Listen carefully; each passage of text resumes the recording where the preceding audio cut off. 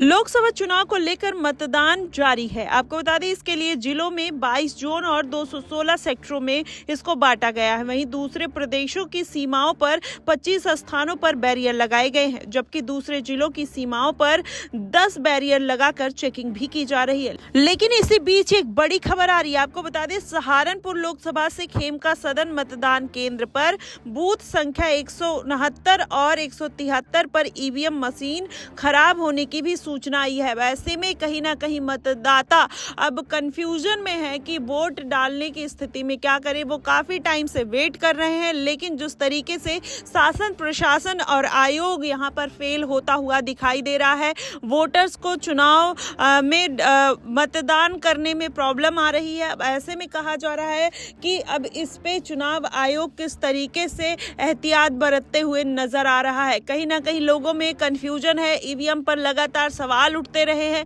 पक्ष विपक्ष कहीं ना कहीं इन सवालों को लेकर भाजपा को घेरते हुए नजर आ रहा था। वैसे में ईवीएम की खराबी होना कहीं ना कहीं सरकार फिर से एक बार उस पर सवालिया निशान खड़े होते हैं। वैसे में देखना होगा कि इसके लिए चुनाव आयोग क्या संज्ञान लेते हुए नजर आता है, या फिर जिस तरीके से ईवीएम में खराबी लगातार सामने आ रही है। रामपुर की बात कर लीजिए, कैराना में लोगों के साथ, मतदाताओं के साथ दुर्व्यवहार हो रहा है। इस तरीके की घटनाएं होना कहीं ना कहीं शासन और प्रशासन पर सवाल खड़े करता है। वैसे में देखना होगा कि ये चुनाव सारे जिस तरीके से आज पहले चरण का चुनाव है वो शांतिपूर्वक हो पाता है या नहीं। जिस तरीके से रामपुर में मशीनें खराब हो रही हैं, सहारनपुर में वहां पर लोगों के साथ दुर्व्यवहार के साथ साथ मशीनें खराब हो रही हैं, तो ऐसे में तमाम सवाल सरकार के ऊपर उठने लगे हैं। अब देखना होगा कि ये जो मतदान है वो किसके पक्ष में जाता हुआ नजर आता है। क्या इससे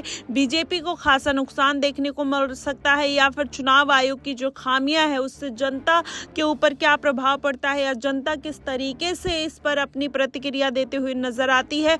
ये सारे सवाल खड़े हो जाते हैं। अब ऐसे में सारी प्रक्रिया होने के बाद अब इस पर चुनाव आयोग क्या एहतियात बरतेगा, ये भी सवालिया निशान बनकर खड़ा होता है। वहीं आपको बता दें, जिले में चुनाव कराने के लिए 38 कंपनियां, पैरामिलिट्री फोर्स और 8 कंपनी पीएससी व दूसरे जिलों से आए 20,000 पुलिसकर्मी सुरक्षा में तैनात किए गए हैं। सहारनपुर में मतदान के लिए 1303 मतदान केंद्र और 2708 मतदेय स्थल बनाए गए हैं। लेकिन इस तरीके की खबरें आना कहीं ना कहीं मतदाताओं में कंफ्यूजन की स्थिति पैदा कर रहा है। आपको बताएं, जिले में अलग अलग विधानसभा के हिसाब से बसों को लगाया गया है। इसके लिए अलग से पार्किंग की भी व्यवस्था की गई है। और सहारनपुर में देहात के लिए पराग डेयरी मैदान में पार्टी रवाना की गई है। अब अलग अलग तरीके से सारे इंतजाम करते हुए सरकार नजर आ रही है। वहीं आपको बताएं, बेहट में 216 मतदान केंद्र और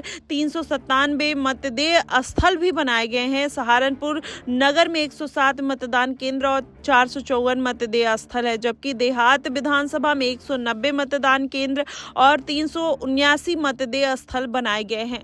अब देखना होगा कि इस बार किसका परचम लहराता हुआ नजर आता है।